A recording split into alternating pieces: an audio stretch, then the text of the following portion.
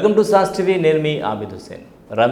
పవిత్ర రంజాన్ పండుగను అందరూ కూడా సెలబ్రేట్ చేసుకోవడానికి అయితే సిద్ధమైపోయారు. అయితే పండుగ రోజు నమాజ్ అంటే రెగ్యులర్గా చేసే నమాజ్కి పండుగ రోజు నమాజ్ భిన్నంగా ఉంటుందంటారు. సో పండుగ రోజు నమాజ్ ఏ విధంగా ఉంటుంది, ఎలా చదువుతారు? పండుగ రోజు ప్రత్యేకత ఇప్పుడు మన సోదరులు అడిగినట్టు ప్రతి ఒక్క ధర్మంలో కొన్ని సంతోషంతో గడిపేటువంటి దినాలు ఉంటాయన్నమాట. ఆ యొక్క ధర్మ విలువలతో కూడుకున్నటువంటి కార్యక్రమాలు చేసుకుంటూ ప్రతి ఒక్క సోదరులు వాడి యొక్క ధర్మాన్ని అవలంబిస్తూ ఉంటారు. అలాగే ప్రవక్త ముహమ్మద్ సల్లల్లాహు అలైహి వసల్లం గారు ముస్లిం సముదాయానికి ఎప్పుడైతే ఆయన మక్కా నగరం వదిలి మదీనా నగరానికి వలస వెళ్ళారో అక్కడ జీవనం గడుపుతున్నటువంటి తన అనుచరులు 2 పండుగలు ప్రధానంగా చేసుకునేవాళ్ళు అనమాట.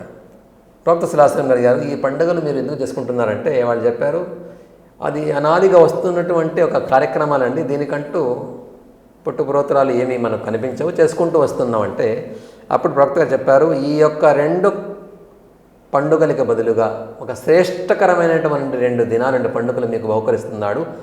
దాని నుంచి ఒక పండుగ పేరు ఈదుల్ ఫితర్, రంజాన్ మాసంలో గడిపేది. 2వ పండుగ పేరు ఈదుల్ అజహా, బక్రీద్ మాసంలో చేసేటువంటి పండుగ. ప్రవక్త ముహమ్మద్ సల్లల్లాహు అలైహి వసల్లం గారు ఎప్పుడైతే మదీనాకు వెళ్ళారో అప్పటి నుంచి ఈ రంజాన్ ఆర్ బక్రీద్ అనే పండుగలు స్టార్ట్ అయ్యాయి అన్నమాట. ప్రవక్త సల్లల్లాహు అలైహి వసల్లం ఈదుల్ ఫితర్ ఇప్పుడే చెప్పాను కదా, ఈదుల్ ఫితర్ అంటే ఫిత్రా దానము చేసి పండుగ నమాజ్కు వెళ్ళడము. ఇప్పుడు పండుగ నమాజ్కి మనం వెళ్తాం. చాలామందికి చూడండి, వాళ్ళకి నమాజ్ చేసే పద్ధతి కొంతమంది తెలియదు అనమాట. కొంతమంది శుక్రవారం నమాజ్కి వస్తూ ఉంటారు, కొంతమంది 5 పూటలు నమాజ్ చదువుతారు, కొంతమంది అయితే సంవత్సరానికి ఒకసారి వస్తారు, పండుగ రోజు వస్తారు. అలాంటి వ్యక్తులకి పండుగ నమాజ్ తెలియదు. ఇక సాస్ టీవీ వాళ్ళు పండుగ నమాజ్ ఎలా చేసుకోవాలి ఏంది అని చెప్పి చేసేటువంటి ఒక మంచి కార్యక్రమానికి మేము హృదయపూర్వకంగా స్వాగతిస్తున్నాము. ఎందుకంటే ప్రతి ఒక్కరు తెలుసుకోవాలి, అసలు నేను చేసేటువంటి యొక్క కార్యక్రమము యొక్క ప్రార్థన అనేది అల్లాహ్ దగ్గర చేరాలంటే నేను దాని మీద తెలిసి ఉండాలి, అవగాహన నాకు ఉండాలి. ఏదో పక్కవాడిని చూస్తే నేను రుకు చేశాను, సాష్టాంగ నమస్కారం చేశాను అని చెప్పుకుంటే అది సమంజసం కాదు. అల్లాహ్ తబారక వ తఆలా నన్ను పుట్టించాడు, ఆ సృష్టికర్త నన్ను పుట్టించాడు అన్న తర్వాత నాకంటూ కొన్ని బాధ్యతలు ఉంటాయి. ఆ బాధ్యతల నుండి ధర్మము నన్ను ఏ విధంగా కోరుకుంటుంది, ఏ విధమైనటువంటి జీవితం నేను ఇక్కడ గడపాలి అని చెప్పి. ఇప్పుడు సంవత్సరానికి ఒక పూట చేసేటువంటి నమాజ్ కూడా నేను సరిగా తెలుసుకోకపోతే ఆ సృష్టికర్త నన్ను పుట్టించినటువంటి ఉద్దేశం నేను ఎంతవరకు పూర్తి చేయగలుగుతాను చెప్పండి. కాబట్టి ఇప్పుడు మనం చేసేటువంటి నమాజు ఇప్పుడే చెప్పాను, మనిషి ఆరాధనను ప్రార్థన ఏది చేస్తాడో దాంట్లో చాలా రకాలు ఉంటాయన్నమాట. ఒక ఆరాధన పేరు విధి, ఫరజ్ అంటారు. ఫరజ్లో కూడా 2 విధాలు ఉన్నాయన్నమాట. అలాగే ఇంకో ఆరాధన పేరు వచ్చేసి వాజిబ్, దాంట్లో 2 విధాలు ఉన్నాయన్నమాట. ఇంకో ఆరాధన పేరు వచ్చేసి సున్నత్, దాంట్లో కూడా 2 విధాలు ఉన్నాయన్నమాట. అలాగే నఫిల్, దాంట్లో 2 విధాలు ఉన్నమాట. చూడండి, ఇప్పుడు మనం తెలుసుకోవాల్సింది ఈరోజు ఫరజ్ గురించి కాదు, వాజిబ్. ఎందుకంటే మనం చదవబోయే నమాజ్ వచ్చేసి వాజిబ్ అంటే ఫరజ్ తర్వాత దర్జా దనది. ఎలాగైతే ఫరజ్ విధి తప్పకుండా చేయాలో అలాగే వాజిబ్ కూడా తప్పకుండా చేయాల్సిందే. దీంట్లో ఎంత తేడా ఉండదన్నమాట. ఇప్పుడు చూడండి, ఇప్పుడు నమాజ్కి వెళ్తున్నాను, ఆ సందర్భంలో నేను సంకల్పం చేసుకోవాలి. ఏదైనా పనికి సంకల్పం చేసుకోవాల్సిందే. ఎందుకంటే ప్రవక్త ముహమ్మద్ సల్లల్లాహు అలైహి వసల్లం గారు చెప్పారు, ఇన్నమల్ ఆమాలు బిన్నియాత్, అంటే నీ యొక్క పనికి ప్రతిఫలము నీ యొక్క సంకల్పం మీద ఆధారపడి ఉంటుంది. చెడు సంకల్పం చేస్తే ఎటువంటి ప్రతిఫలం ఉండదు, మంచి సంకల్పంతో చేయాలి. ఎప్పుడు సంకల్పం ఉంటుంది, దాని సంకల్పం ఏంటంటే ఈదుల్ ఫితర్కే 2 రకాత్ వాజిబ్ నమాజ్ పढ़ता हूँ, 6 जायद तकबीरों के साथ तरफ मुँह काबे शरीफ के ताबेस इमाम के. ఇది సంకల్పం అనమాట. ఎందుకంటే మన ముందు ఇమాం సాబ్ నిలబడి ఉంటారు, ఆయన చేసే విధంగా మనం కూడా చేయాలి. కాబట్టి ఇది ఈద్ నమాజ్ అనేది ఒక జమాత్తో చేసే నమాజ్, ఒక సామూహిక ప్రార్థన. ఇది అందరూ కలిసికట్టుగా చేసేటువంటి ప్రార్థన. అది ఊరి బయట ఉన్నటువంటి ఈద్గాలో చేసేటువంటి సాంప్రదాయం ఇది అన్నమాట. కాబట్టి ఇప్పుడు మనం ఏదైతే సంకల్పం చేసామో ఆ సంకల్పం ఏముంది, నేను అదనపు 6 తక్బీరులు చెబుతున్నాను అని చెప్పి సంకల్పం చేయండి. 6 జాయద్ తక్బీరుంకే సాధంతే. మామూలు నమాజ్కి ఈ నమాజ్కి చాలా తేడా ఉందన్నమాట. మామూలు నమాజ్లో, మామూలు ప్రార్థనలో అదనపు తక్బీర్లు ఉండవు. అల్లాహు అక్బర్ ఒకసారి చెప్తే చాలు, మరి తరచూ చేతులు ఎత్తి చెప్పడం అవసరం లేదు మామూలు నమాజ్లో. కానీ ఈ నమాజ్లో అయితే తరచూ చెప్పాలి. ఎలాగంటే ఇప్పుడు సంకల్పం చెప్పాను కదా, నేను ఈదుల్ ఫితర్ నమాజ్ చదువుతున్నాను 6 అదనపు తక్బీర్లతో, ఇమాం సాబ్ వెనక నిలబడి అల్లాహు అక్బర్ అంటే నా యొక్క ముఖాన్ని కాబతుల్లా వైపు మలిచి నమాజ్ చదువుతున్నాను, అల్లాహు అక్బర్ రకా చదువుతాం. 2 చేతులు ఇక్కడ కట్టుకుంటాం మనం. కట్టుకొని ఏం చెప్తాము, సుబ్హానకల్లాహుమ్మ బిహమ్దిక తబారక అస్ముక వ తఆలా జద్దుక వలా ఇలాగ చదివిన తర్వాత రెండు చేతులు వదిలిపెట్టేసి అల్లాహు అక్బర్ అల్లాహు అక్బర్ అల్లాహు అక్బర్ కట్టుకోవాలి. ఇమామ్స్ ఏం చేస్తారు, అల్హమ్దులిల్లాహి రబ్బిల్ ఆలమీన్ అర్రహ్మానిర్ రహీం. ఈ సూరా చదివిన తర్వాత జంసూర చదువుతారు. వెంటనే ఏం చేయాలి, రుకూలోకి వెళ్ళాలి, అల్లాహు అక్బర్ అని. రుకూలోకి వెళ్ళిన రుకూ తస్బీహ్ చదువుతాం. మళ్ళీ సమీ అల్లాహు లిమన్ హమీద, మళ్ళీ నిలబడి మళ్ళీ సజ్దాలకు వెళ్తాం, అల్లాహు అక్బర్, ఇంకొక సజ్దా అల్లాహు అక్బర్. రెండు సజ్దాలు పూర్తి అయిపోయిన తర్వాత మళ్ళీ లేచి నిలబడతాం. ఎందుకంటే రెండు రకాలు కదా, ఒక రకాత ఇప్పుడు పూర్తయింది, ఇంకొక రకాత పూర్తి కావాలి. లేచి నిలబడి అల్లాహు అక్బర్ నిలబడి చేతి కట్టుకుంటాం. ఇమాం సాబ్ చదువుతారు అల్హమ్దులిల్లాహి రబ్బిల్ ఆలమీన్ అర్రహ్మానిర్ రహీం మాలికి యౌమిద్దీన్ చదువుతాం.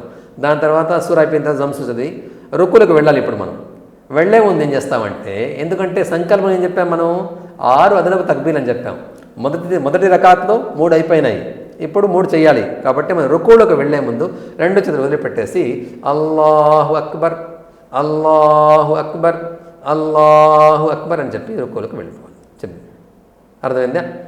ఇప్పుడు మొదటి రకాత్లో 3, రెండో రకాత్లో 3, 6 అదనపు తక్బీర్లు పూర్తి అయిపోయాయి. దాని తర్వాత రుకు తక్బీర్ చదివి రెండు సజ్దాలు చేసి అస్సలాము అలైకుం వరహ్మతుల్లాహ్ అస్సలాము అలైకుం వరహ్మతుల్లాహ్. ఈ విధంగా నమాజ్ని చదివితే మనకు ఒక సంతృప్తి కలుగుతుంది, నమాజ్ అని చదివాను అబ్బాయి. ఎందుకంటే ఇమామ్స్తో రుకు చేస్తూ ఉంటారు, మనిషి ఎక్కడో ఉంటారు అనమాట, తెలియదు. ఎందుకంటే ధార్మిక పరమైనటువంటి పరిజ్ఞానం అనేది చాలా అవసరం అండి. ఈ ప్రపంచంలో మీరు ఎన్నో విషయాలకు తెలుసుకుంటూ ఉంటారనమాట. ఈ ప్రపంచాన్ని పుట్టించిన సృష్టికర్త యొక్క ఆదేశాలను మనం తెలుసుకోకుంటే దానికన్నా మూర్ఖత్వం ఈ ప్రపంచంలో ఏది ఉండదు. ఇప్పుడు నమాజ్ మొత్తం మనం తెలుసుకున్నాం. ఇప్పుడు ఆ యొక్క నమాజ్కి వెళ్లే ముందు ప్రవక్త సల్లల్లాహు అలైహి వసల్లం యొక్క ఆచరణ, ఆయన పద్ధతులు ఎలాగుంటే మనం తెలుసుకోవాలి. ప్రవక్త సల్లల్లాహు అలైహి వసల్లం గారు పండుగ రోజు ఏం చేసేవాళ్ళంటే, తన యొక్క సముదాయానికి ఆదేశాలు ఇచ్చారు, మీరు పండుగ రోజు ఎంతో పరిశుద్ధంగా స్నానం చేయండి, మరియు కొత్త బట్టలను చెప్పలేదు ఇక్కడ. కొత్త బట్టలు అంటే ప్రతి ఒక్క పేదవాడికి చాలా కష్టం అయిపోతుంది అనమాట. మీకు ఉన్నటువంటి దుస్తుల నుండి పరిశుద్ధమైన దుస్తులు వేసుకోండి, శుద్ధమైనటువంటి దుస్తులు వేసుకొని. కొత్త బట్టలు అంటే అతను ఎక్కడ కొనుక్కోవాలి చెప్పండి? అన్ని విధాలుగా ఆలోచించి ప్రవక్త సల్లల్లాహు అలైహి వసల్లం గారు, ఆయన దైవంతో మాట్లాడే వ్యక్తి, దైవ మహిమలు, దైవం యొక్క విధి ఆయనపై అవతరిస్తూ ఉంటుంది. కాబట్టి రంజాన్ రోజు కొత్త బట్టలు వేసుకొని అవసరం లేదు, ఉండే బట్టల్లోనే శుభ్రమైన బట్టలు వేసుకొని వెళ్ళాలి. రెండో విషయం చెప్పింది అది, ఈద్ నమాజ్కి వెళ్లే ముందు మనం ఏం చేయాలంటే ఒక సుగంధ ద్రవ్యాలు మనకి పూసుకోవాలి. ఎందుకంటే దీని ద్వారా మనిషి యొక్క ఆలోచన తీరు మారుతుంటుందన్నమాట. మనం చెడు వ్యక్తుల పక్కన కూర్చుంటే ఆలోచన మారిపోతుంటాయి, మంచి వ్యక్తుల పక్కన కూర్చుంటే ఆలోచన మారిపోతుంటాయి. అలాగా మంచిని కల్పించేటటువంటి వస్తువుల నుండి సుగంధం అనేది చాలా మనుషులు ప్రభావం చూపుతుందన్నమాట. అది పూసుకొని వెళ్ళాలి. ఇంకోటి ఏంటంటే, ఇంకో పద్ధతి, ప్రవక్త సల్లల్లాహు అలైహి వసల్లం గారు పండుగ రోజు నమాజ్కి వెళ్ళేటప్పుడు ఒక దారిని వెళ్ళి ఇంకో దారిని వచ్చేవారు అనమాట. ఒక దారిని పక్కన, ఎందుకంటే దారిలో మధ్యలో వెళ్ళేవాడు కాదు, అందరికి ఇబ్బంది కలుగుతుందని చెప్పి ఒక పక్కన వెళ్ళేసి ఇంకో పక్కన వచ్చేవాడు, ఎటువంటి ఇబ్బంది కలగకూడదని చెప్పి. అది కాకుండా అందరితో కలిసి వెళ్ళేవారు. ఈద్కి నమాజ్ వెళ్ళేటప్పుడు అందరిని తీసుకొని వెళ్ళేవారు అనమాట. అలాగే ఈద్ నమాజ్కి పోయే ముందు చూడండి, బక్రీద్ నమాజ్ విషయం వేరు, రంజాన్ నమాజ్ విషయం వేరు. రంజాన్ నమాజ్కి వెళ్లే ముందు ప్రవక్త సల్లల్లాహు అలైహి వసల్లం గారు తీపి పదార్థం తినేసి వెళ్ళేవాడు. తీపి పదార్థం అంటే వాళ్ళ ఇంట్లో ఏముండేది, ఆ రోజుల్లో ఖర్జూరం ఉండేది. ఖర్జూరమే బేస్ సంఖ్యలు, సరి సంఖ్యలు, బేస్ సంఖ్యలు అంటే 1, 3, 5 అలాగా కొన్ని ఖర్జూరాలు తినేసి ఈద్కి నమాజ్కి వెళ్ళేవారు అనమాట. ఓకే, బేస్ సంఖ్యలో తినాలి ఖర్జూరం, లేదంటే స్వీట్. ఇప్పుడు స్వీట్ మనకంటే ఇక్కడ స్వీట్ దొరుకుతుంది కాబట్టి మేము స్వీట్ దొరుకుతుంది అంటే స్వీట్ పదార్థం షీర్ కుర్మా అని చెప్పి తీసుకొని వెళ్ళాలన్నమాట. ఆ పోయేటప్పుడు ఏంటంటే, మనం ఈద్గాకి వెళ్ళేటప్పుడు వాళ్ళు తుకబ్బిరుల్లా అలా మహదాకం అంటే ఆ దైవము నీకు ప్రసాదించాడు రుజుమార్గాన్ని, కాబట్టి ఆ దైవ నామాన్ని స్మరించుకుంటూ నీ ఈద్గాకి వెళ్ళు. అల్లాహు అక్బర్ అల్లాహు అక్బర్ లా ఇలాహ ఇల్లల్లాహు అల్లాహు అక్బర్ అల్లాహు అక్బర్ వలిల్లాహిల్ హమ్ద్. నేను తక్బీర్ అంటాను అనమాట. తన ఇంటి నుంచి ఒక ముస్లిం సోదరుడు ఎంతో పవిత్రంగా తయారయ్యి ఆ దైవం ముందు సాష్టాంగ నమస్కారం చేయడానికి వెళ్తున్నప్పుడు ఎంత విధంగా ఉండాలంటే, నన్ను ఆ దైవం చూస్తున్నాడు, నేను ఈరోజు ఆయన ముందు సాష్టాంగ నమస్కారం చేయడానికి వెళ్తున్నాను, నా ప్రార్థనని ఆయన ఆలకిస్తాడు, నా మొరని ఆయన వింటాడు అని చెప్పి ఒక సంకల్పంతో వెళ్ళడం జరుగుతుందనమాట. కాబట్టి ఇప్పుడు అక్కడికి వెళ్ళిన తర్వాత అతను ఈద్ నమాజ్ చేసిన తర్వాత ఆ ఈద్ నమాజ్ సందర్భంలో అనేక దువాలు చేస్తూ ఉంటారు. దాని తర్వాత అతను చేసినటువంటి ఆ యొక్క ప్రార్థనని అల్లాహ్ తఆలా మెచ్చుకొని చెప్తారంటే, ఓ నా దైవదూతలారా, నా దూతలారా వినండి, మీరందరూ సాక్ష్యం ఉండండి. ఈరోజు నేను రంజాన్ మాసంలో నా దాసుడు ఎంతో శ్రమపడి కష్టపడి ఉపవాస వ్రతాన్ని చేపట్టి 30 రోజులు గడిచి దాని తర్వాత నా దగ్గరకు వచ్చి నన్ను వేడుకుంటున్నాడు. మీరందరూ సాక్ష్యం ఉండండి, ఇతని తప్పును నేను మన్నించి వేశాను, క్షమించి వేశాను. దాసుడా విను, నువ్వు ఈరోజు నువ్వు వెళ్ళు, నీ యొక్క దుష్కార్యములు ఎత్తి ఉన్నాయో అన్నింటి మంచి కార్యక్రమాలను నేను మలిచి వేశాను అని చెప్పి ఒక రకమైన శుభవార్త అతనికి అందజేయడం జరుగుతుంది అనమాట. కాబట్టి సోదరులారా, రంజాన్ మాసంలో మనం చేపట్టినటువంటి ఉపవాసానికి బదులుగా రంజాన్ రోజున మనకు ప్రతిఫలం దొరుకుతుంది. కాబట్టి ప్రతి ఒక్క సోదరుడు ఎంతో భక్తి శ్రద్ధలతో అల్లాహ్ తాలాతో వేడుకోవాలి. అల్లాహ్ తాలా మనందరిని చూస్తున్నాడు, అల్లాహ్ తాలా మనకు కావాల్సిన విషయాలు సమకూరుస్తాడు. ప్రతి విషయం ఆయనకు తెలుసు కాబట్టి ఆయన ముందు మోకరిల్లి మనం చేసుకోవాలి. అందరికీ ఈ మన శాస్త్రవి తరపు నుంచి హృదయపూర్వకంగా రంజాన్ పండుగ పర్వదిన శుభాకాంక్షలు తెలుపుకుంటూ అందరూ భయభక్తులతో భక్తి శ్రద్ధలతో మంచి జీవనం గడుపుకోవాలి, సోదర భావంతో కలిసి మెలుతూ. ఎందుకంటే మన జీవితం గడుపుతున్నాము, మన ఇరుగు పొరుగు వాళ్ళు మన ముస్లిమేతలు ఉంటారు, వాళ్ళని కూడా ఆహ్వానించండి, వాళ్ళకు కూడా కొంచెం స్వీట్ ఇవ్వండి, తన ఇంటికి ఆహ్వానించి వాళ్ళకు కూడా కొంచెం దావత్ ఇవ్వండి. ఎందుకంటే ఈద్ మిలాప్ అని మీరు వింటూ ఉంటారనమాట. అంటే పండగ అయిపోయిన తర్వాత ముస్లిమేతర సోదరులను కూడా కలుపుకొని తన పొరుగు వారితో కలుపుకొని చిన్న దావత్లాగా ఏర్పరచుకొని అందరినీ కల్పించి ఒక ఈద్ మిలాప్ ఒక భోజనాన్ని వాళ్ళకి ఇవ్వాలన్నమాట. దీనివల్ల ఏంటంటే మనసులో ఒక ప్రేమ కలుగుతుంది, ఒకరి ఒక సహాయం ఉంటాము, ఒక ఉన్నతమైన సమాజాన్ని మనం నిర్మించుకునే వాళ్ళం ఉంటాము.